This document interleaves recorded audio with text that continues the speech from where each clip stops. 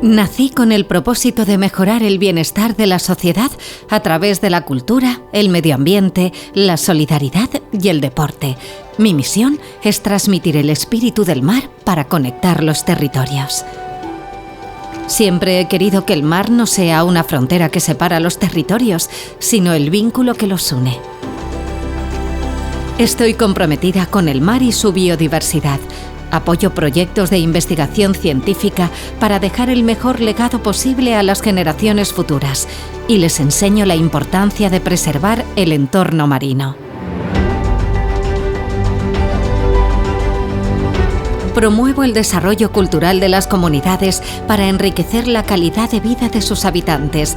Facilito el intercambio de expresiones artísticas entre territorios y actúo como dinamizador cultural.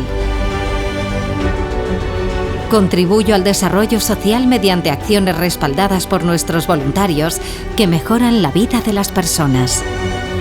Impulso el deporte para promover un estilo de vida saludable y unos valores clave para el crecimiento personal. Estoy orgullosa de ser el alma de Balearia. Mi recompensa es el impacto positivo que generamos cuando nos unimos por una causa común. Sigamos con esta travesía.